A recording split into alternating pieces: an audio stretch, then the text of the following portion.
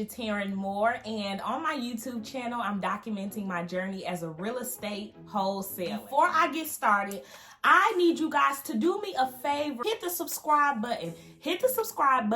Join my YouTube community, and then hit the notification bell so that you guys never miss any time I upload any new content. Okay, I'll give you a little time. Go ahead.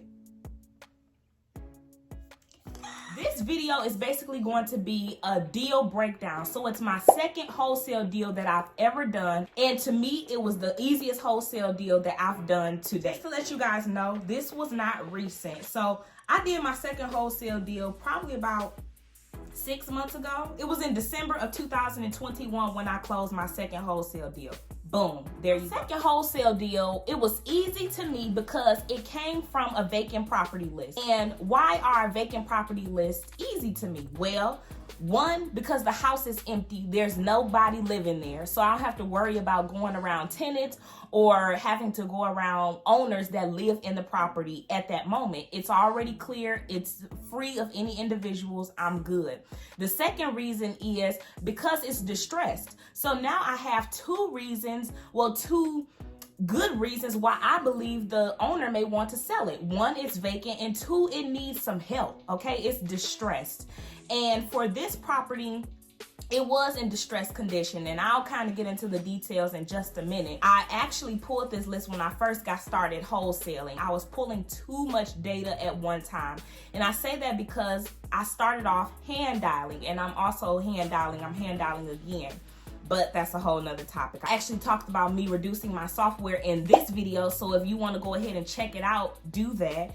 But I was hand dialing at the time, and I had too much data. I had my driving for dollars list, I had a vacant property list, and all together I had about 600 addresses that I had to reach out to, all hand dialing, which is doable.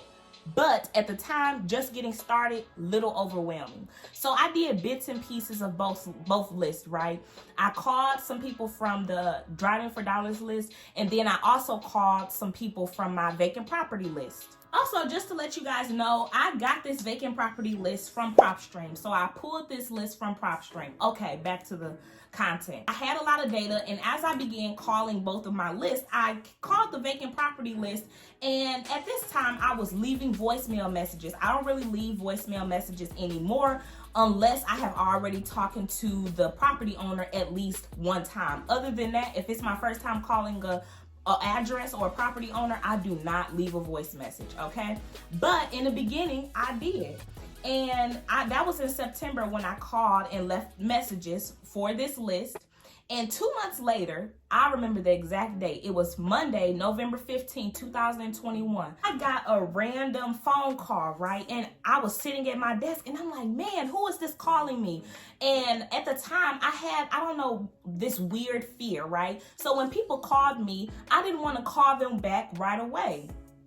That's a big mistake. If people call you, first of all, answer the phone if you can. But second of all, if you see you have a missed call, call them back right away. Here's what I did. I always try to make sure I can look up the phone number in my computer to see if I can find any notes, to see if I can find any conversations or what have you. I wanted to make sure I was prepared before I returned the phone call, right? Bad mistake, because it took me about an hour to call this person back because I was just so nervous. I didn't know what to say, and I couldn't find any notes where I had talked to this person previously. So I didn't even know who was calling me. Big mistake again. So I returned the phone call, and the property owner told me who he was and what he was interested in doing. He basically told me, hey, I have my property that I'm ready to sell. I wasn't ready to sell. I've been getting a lot of postcards. I've been getting a lot of phone calls about the property, but I'm returning your call because you left me a voicemail a couple months ago.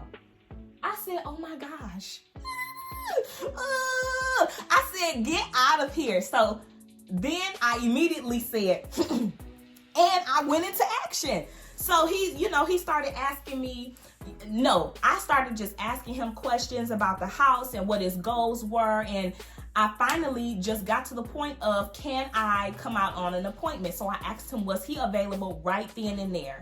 And he told me yes. And I met him out on the appointment Right away, get in my car, I zoom over there, zoom, okay? I was zooming. And I get to the property, and so I'm waiting. I always like to get to the houses at least like 15 to 30 minutes prior. So that way I want to look in the neighborhood. I want to see what else is going on. Also a good time to add some more properties in that same neighborhood that may be distressed, vacant, or what have you to your driving for dollars list. So I like to do that. And eventually I was just parked right outside the house and I was waiting for him to get there. He pulls up and we just start talking, and I knew I had to build some rapport with him. He was an elderly man, and the property had been vacant for about 15 years, he told me. It was just sitting there. It even came up that, you know, he didn't really want to go with his first person. He didn't want to go with the first person he talked to because he basically, in so many words, wanted to weigh out his options. He wanted to see what was available. But because I was able to go out on an appointment, build rapport with the seller, talk about him, provide value to him, let him discuss what his situation was, what his problems were, how I could solve his problems, and then how we can get this transaction and this deal done in the most timely, quick, efficient manner possible. He ended up telling me what his biggest concerns were, right? He mainly wanted a new roof. So in Michigan, we have really bad winters, and it was right before the wintertime hit. The snow wasn't even snowing yet, but he wanted a new roof on his property that he was living in because the roof was bad and he was having very bad leakage. So he let me know that whatever money he was able to get for this property, he wanted to take that money and put it as a down payment deposit towards his roof for his house. I said, excellent. So at that point, I'm pulling out what his issues are. It has to be a problem in order for you to wholesale any kind of deal. If there's not a problem, there will not be a deal. Point blank, bottom line, simple, plain simple. This property, it was completely like old. It was old, very old. It was cold. Why am I saying it was cold? Because it was, but that ain't no point. It needed a lot of work. Let's put it like, when I was done pulling out all of the information I needed from the seller and then also providing him value and being empathetic with him, he was comfortable enough to allow me to go through my purchase agreement with him in detail and get him to sign the agreement that day. The only thing he was iffy and weary about was because I let him know that I would have my investor partners come through and look at the property. And he was kind of eerie because he's like, well, I don't want anybody to change anything on me. And I specifically let him know, listen, I've seen the property myself. What my investor partners are going to come out here and do is just look to inspect themselves to make sure everything I have said is okay and it's verified. Nothing is going to change. And I knew the price wasn't going to change, you guys, because there was a lot of room and profit for the seller, for myself, and for the end buyer. So I knew that day when I put the property under contract that the price was on. Then I just continued to keep him updated and made sure I answered any questions that he had. I made sure that I connected him and gave him all of the information to the title company and the specific escrow officer that I work with. I also made sure and let him know to contact me directly anytime he had any questions so that I can get it straightened out right then and there. Y'all know this is my journey, right? So you're going to be able to learn from me. Here is where I messed up. I only sent this property out. So once you have a property under contract, the next step is to obviously open escrow and let your title company know that you need the title ran on this property, right?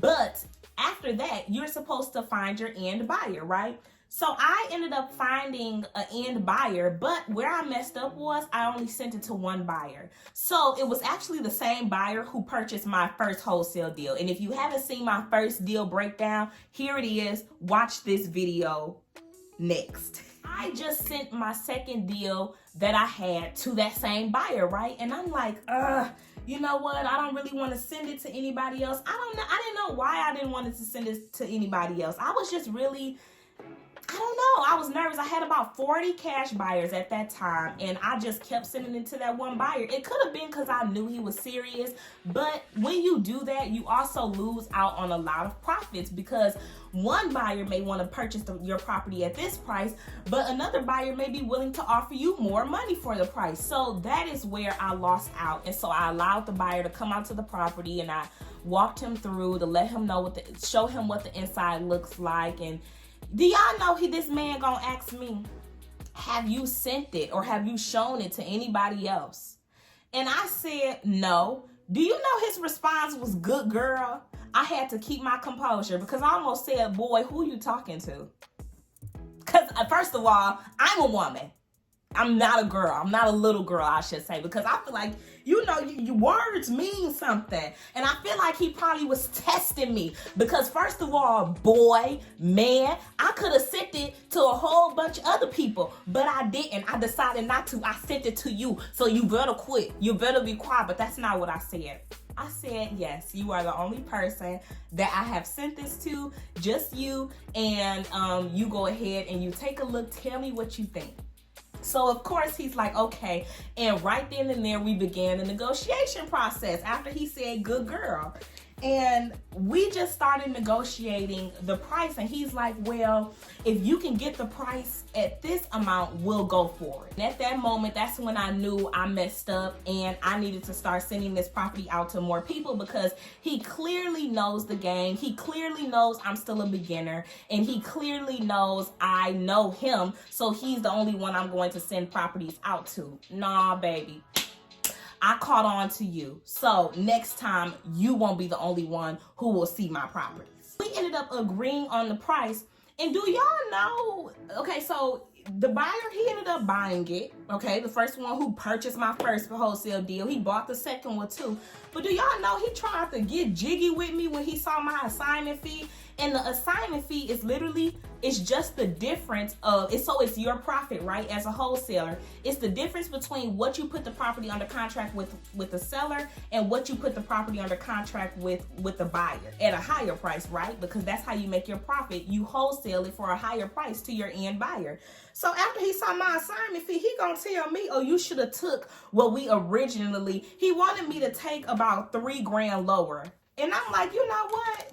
No, I didn't even know how to defend myself in that moment. I was so vulnerable. I just felt like stuck. I didn't even know what to say. And I was like, well, I think I said, like, well, you can let me know if you don't want it, and then I can move forward. Because remember, I only had sent it to him.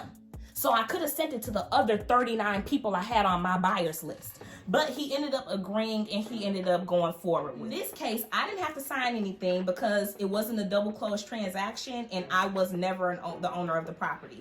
So therefore, only the seller had to sign and my end buyer. So the title company had the mobile notary meet my seller at his bank, at his credit union, because that's where he wanted to meet at.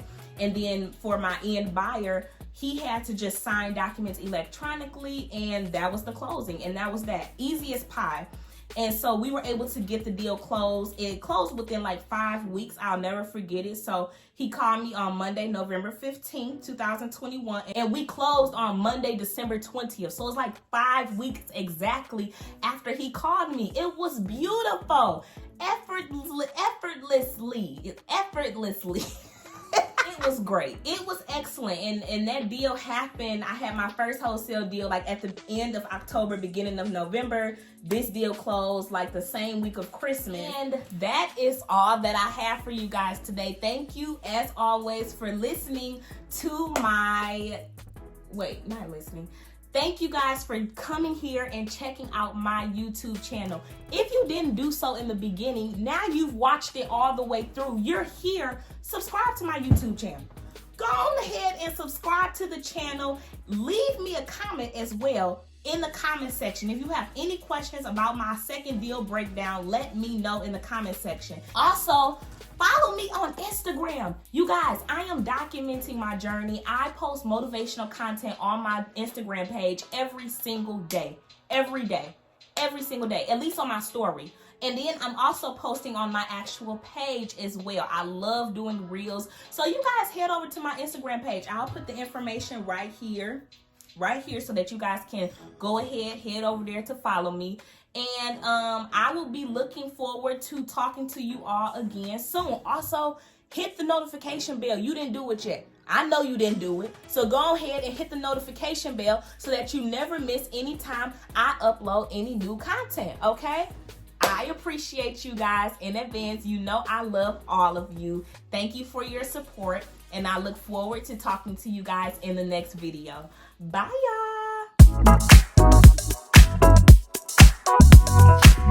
y'all.